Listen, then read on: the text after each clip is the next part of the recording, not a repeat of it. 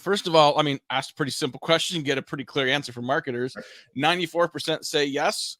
I'm kind of curious about the yellow and black a little bit here, but like I would assume nothing really surprising for us out of this one. No, and this is actually good. This would have been a pretty short webinar if this had been the opposite. So I'm glad to see this. If you are in the 1% that thinks that this is somewhat unvaluable, jump in the chat. Let us know why. I would love to hear that. But you always have some contrarians in these things, so unsurprising. Oh, for sure. And I think, sometimes there's a variety of reasons why that exists. And obviously you learn every time you see someone says like, okay, if 94% people say yes, the 1% can teach the rest of us how to be better as well. So definitely interesting there. And would love to hear from anyone that's in that boat. Let's talk about the most valuable aspects of this, right? And so we certainly saw, as we saw sort of breakdown of what this looked like, knowing more about our buyers and customers was the number one. Not surprising to see that. 7 out of 10 enterprise marketers said that their solution was very valuable, which is great. 94% of C-suite respondents said that this was very valuable. So we're seeing executive sponsorship in conversational as a channel increase significantly over the years. What else, Justin, stood out to you from this data? I think, and this doesn't show up directly in the data, but it's something that's in the guide that we'll be sending to everyone, is that it scales linearly with the value of conversation and the size of your company. So the bigger your company is, the more valuable it becomes, which is interesting and something we've been seeing here at Drift, just from a marketing perspective, that the enterprise has suddenly woken up to how important this is, being able to connect directly to your customers. So, and I think that is just part and parcel of the better digital experience that companies are trying to provide that we'll get into in the slides to come. Yeah, I mean, when I look at data like this, I want to see the splits. I want to see how different audiences respond to this. It was really interesting to me to see that the C-suite actually had a materially higher sort of satisfaction rate versus enterprise marketers, right? And so I think that there's an understanding theoretically of what this looks like. It could be a gap between sort of what the promise of conversational marketing and go-to-market is, and sort of where people are in market. Some marketers are in terms of their implementation of that. I also sometimes look at the bottom of a chart like this and say, okay, what are people not finding valuable? And is there not, that doesn't imply unsatisfaction. It often implies an opportunity. And to see that 8% are seeing an impact on churn by conversational marketing feels like an enormous impact or enormous opportunity for organization to expand the impact conversations can have. And so we'll get into that a little bit as well. Let's talk about when we ask people the question of like, as a user, which of the factors are most important in having a positive experience when using a solution. Certainly saw a lot of interesting feedback here. And for me, this is where it gets exciting because we ask the same questions year over year and can see some real improvement. Very exciting to see, for example, approachability and easy communication really skyrocket even from last year to this year. Got about 50% of people saying that that's one of the most positive experiences here. What's your take on what this data tells us? I think that lines up directly with what I'm seeing, and like what I've been hoping to see is that, and I don't know if this is a millennial thing or if it's just that B2C and B2B are converging, but I love the fact that brands now all of a sudden care or need to care about how the way the general public interacts with them, right? So you're no longer just a brand, you are something that's a little more living and breathing, and that's important to today's buyers, which I think is a great trend, especially as a marketer. Yeah. I mean, there's so much interesting stuff here. I mean, you can see just with this one slide. I mean, to me, this is exactly why the full report is about 60 pages. There's a ton of really interesting stuff to unpack here. When I looked at the last piece on this from right to left or from left to right, the receiving personalized results, we saw a bit of a dip in that number. And that's again where I look at this, and maybe I'm just rose-colored glasses and glass half full kind of guy. But I look at this and say there is a perception that as we increase the use of bots in chat, increase the use of bots in conversational, that we are decreasing personalized results. And I think that you can certainly allow for that. But if you are thoughtful in how that you program these tools, you can create fantastic experiences. You can help people. You're not trying to trick people into thinking there's an actual human there, but people know that, like, listen, I just want information. I just want what I want. And if you have just a kind of a dumb bot, so to speak, just saying like, what do you need? And then sort of not being able to answer it versus sort of pointing people in the right direction, providing the right insight, getting them the next piece of information they want. Personalized results doesn't have to be one-on-one attention. And that's where we're coming now. And so to me, that yellow is a significant gap between where people perceive it is and where the technology has come. So lot to unpack there and lots of opportunity. All right, let's talk about conversational marketing and content. And, I think a lot of times, people think, oh, this is all about just bots on a website. No, the opportunity to leverage conversations across all the different formats you have is significant. And it was exciting this year to see content marketing actually exceed website as the most used integration here. Which bit I think people find converting people that are coming to your website. It's about creating a really deep integrated experience. And that pairs up so well with content marketing when you can actually interact with the content and make it make the chat component of it interactive and relevant to the content. It's a really fun experience for visitors. Yeah, and Mary, I like your comment here as well that, I mean, people may not know how they're getting a personalized experience or who's delivering it, as long as it's good content, as long as it's what they need, right?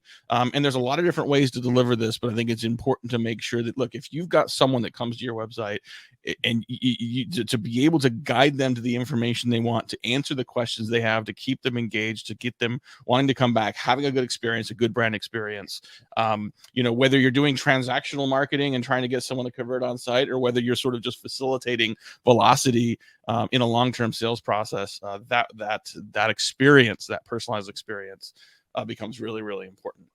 How many times in the last 6 months have you used the following methods to communicate with companies? And it was interesting to see the mix, right? And I think to me that I look across this and say, wow, we are seeing a far greater and increasing diversity of channels. And it's the outcome to me, Justin, is that you can't say, well, we're email only or we're going to be social forward. Right. You really have to invest in all these channels to adequately engage with customers where they are.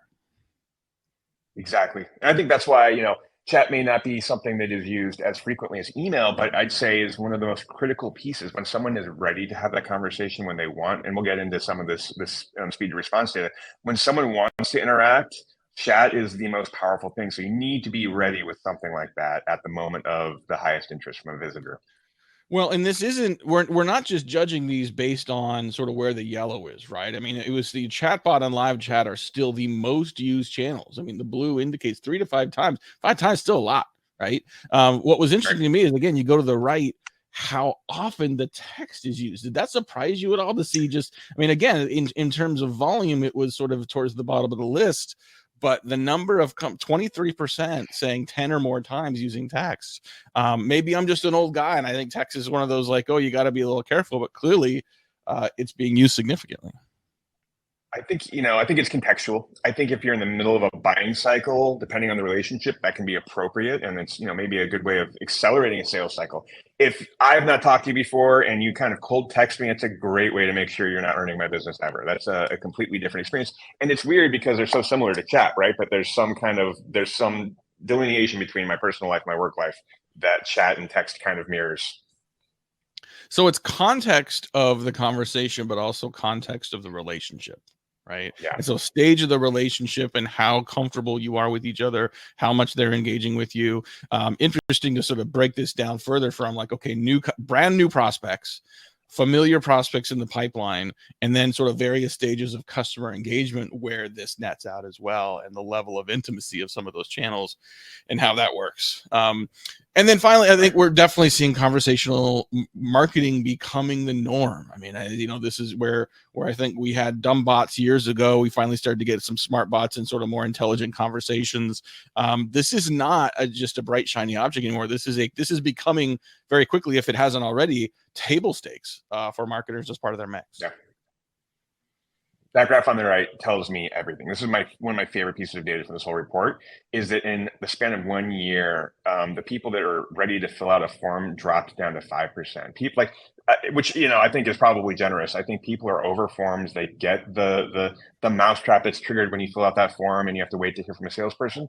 At this point, if you don't have a chat, you're like, it's just, open the gate, let people come in and chat with you. They're ready to have a conversation. Yep, I agree. Yeah, I mean, I think what this doesn't really communicate is the fact that forms, I think, have never really worked as well as we think they were. We just didn't have a lot of solutions. Only 3 to 4% of your visitors are going to fill out a form. If someone wants information, they historically have said, well, I don't have anything else. I just got to fill out this form. Now they don't want to, in part because they've seen the lack of forums. They've seen more conversational options. They've seen more companies ungate their content. And we know that if you're going to gate it, maybe someone else isn't. So maybe I'll go back to search. Maybe I'll go back to other options and see what else I can find. I guess Sharon's asking the question, what are other reasons why people didn't want to fill out a form? I think you mentioned the mousetrap, right? I think just increasingly people are aware that, like, you give someone an email address, you're going to probably get, hammered, even if you were just researching, you were just educating. Do you think there's a level of cynicism that is driving this? Is it a factor that is it because people now know there's alternatives? Is it a combination of all the above? I think people abused the use of forums. Forums became an excuse to just kind of capture a lead. So I'll trade you a PDF for your email address. Really what they're saying is, here's some bait. If you take it, I'm going to call you. Yeah. And we can have a whole nother conversation. We can talk about, is there some content that is still worth gating, still worth sort of filling a form out for? Mm-hmm. But in general, that's the exception versus the rule. And I think we are well past the time when people expect their information to come without having to get in the mousetrap.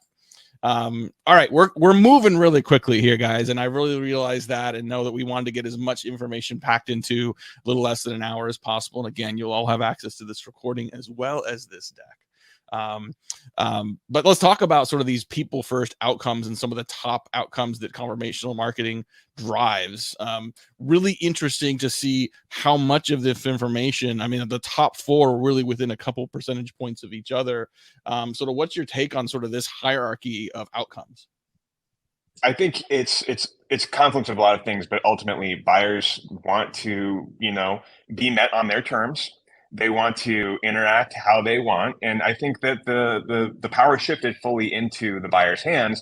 And so now it's incumbent on vendors to meet them where they are and provide the kind of experience they expect, which is great. That's the way it should be. The power should be in the buyer's hands.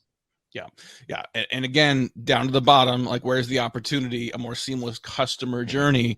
It's amazing. And I don't know how much of this is just in the way that sometimes marketing teams are organized or where the budget and resources are put. But, a lot of companies still invest most of their marketing efforts in acquisition. And on the retention side, we have a customer success team. We've got a newsletter, maybe, right? But the driving greater lifetime value, driving more NRR, really creating that better experience, upsell, cross-sell, land and expand, call it what you want, a huge opportunity to expand the use of this technology across the entire journey. And then as we make a transition here, it is fascinating to see the pushback we've had historically. I'll just call it that. First pushback from sales in terms of doing this, in terms of engaging with this, sales not wanting to be sitting on a bot and sort of engaging with people, and increasingly seeing this actually works. I don't have to call someone 20 times to get them back on the phone. They're talking to me right now. Let's talk about sort of that change in the challenges that companies have had in rolling these tools out. This is fascinating. And this is kind of phrased funny if you're reading this decrease in lack of, right? That's kind of an inverse way of saying it's an increase, right? So there's an increase in engagement. There's an increase in engagement for follow-up.